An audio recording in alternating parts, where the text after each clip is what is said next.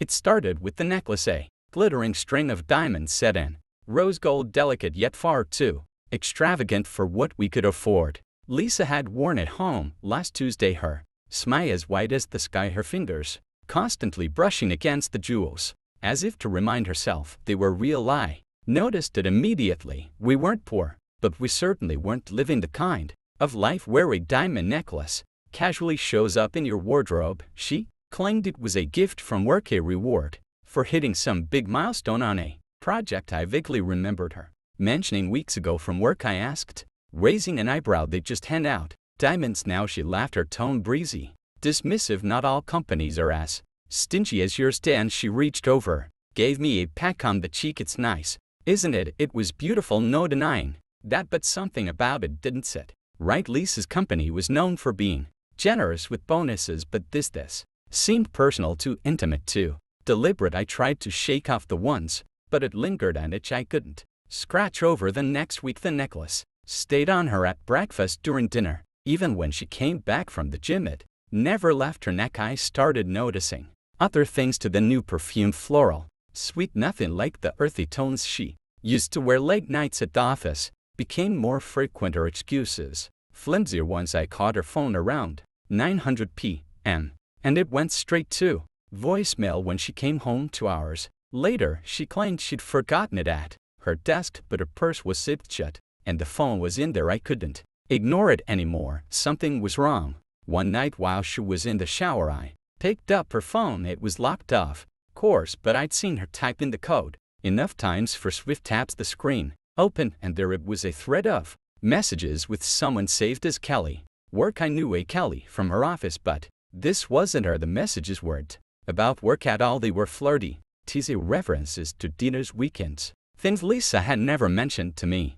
And then the pictures, one of her wearing that necklace, smiling in a way I hadn't seen in years, another taken in a hotel room, the bed in the background a crumpled mess. My hands trembled as I scrolled. Every fiber of me wanted to smash her phone against the wall, but I couldn't, not yet. Instead, I took pictures of the messages with my own phone and put hers back exactly where I found it that night. As Lisa slept beside me, I stared at the ceiling, a storm brewing in my chest. I felt like a fool. For months, I'd been blind to what was happening right under my nose, but not anymore. I was done being the clueless husband. If she wanted to play games, fine, I'd show her I could play. To the next morning, I acted like nothing had changed. I kissed her goodbye, wished her a good day at work, and watched her drive off. Then I got to work. First, I called a lawyer. I wasn't going to make any rash moves, but I wanted to know my options. If this blew up, I needed to protect myself.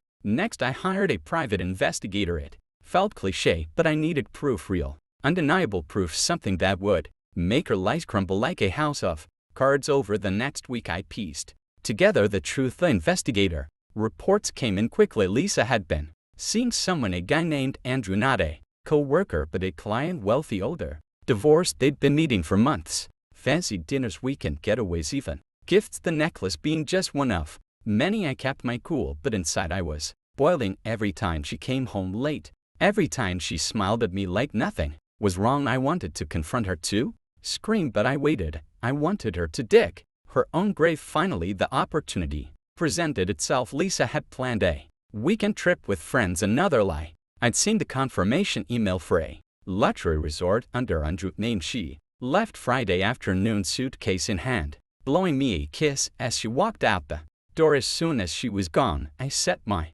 plan in motion. I drove to the resort. Arriving late in the evening, the investigator had provided me with their room number and I had a key card, courtesy of a little persuasion at the front desk. When I opened the door, they were in bed, tangled together, oblivious to the world. Lisa's scream could have shattered glass. She scrambled to cover herself, her face a mask of shock and terror. Andrew just Saturday, there, dumbfounded. Surprised to see me, I said, my voice steady despite the adrenaline surging through me. Dan, what are you doing here? Lisa stammered, her eyes darting between me and Andrew. I didn't answer. Instead, I pulled out my phone and played a video. It was a compilation of photos and messages, everything I'd gathered over the past weeks. Her betrayal laid bare. You lied to me, I said, my voice rising over and over again. You thought you could just sneak around and make a fool of me. Did you really think I wouldn't find out? Lisa burst into tears, her words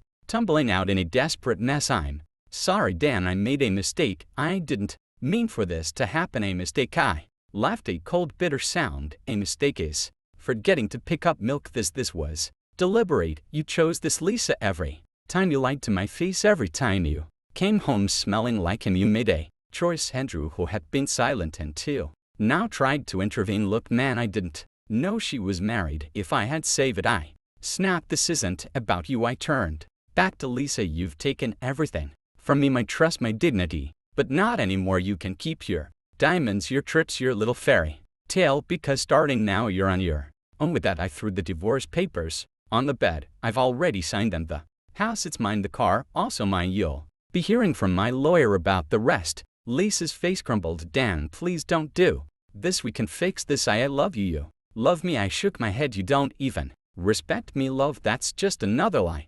I turned and walked out, ignoring her sobs and pleas. It hurt more than I wanted to admit, but as I drove away, a strange sense of relief washed over me. For the first time in months, I felt free. The fallout was swift and brutal. Word of Lisa's affair spread quickly thanks to a few well-placed whispers to mutual friends. Her job found out, and while they didn't fire her, she was passed over for a promotion she'd been gunning for. Andrew, it turned out, had his own skeletons, and their little affair didn't last long under the spotlight. As for me, I moved on. It wasn't easy, but with time, I found peace. And Lisa, she's just a memory now, a cautionary tale about trust, betrayal, and the price of playing games with someone's heart.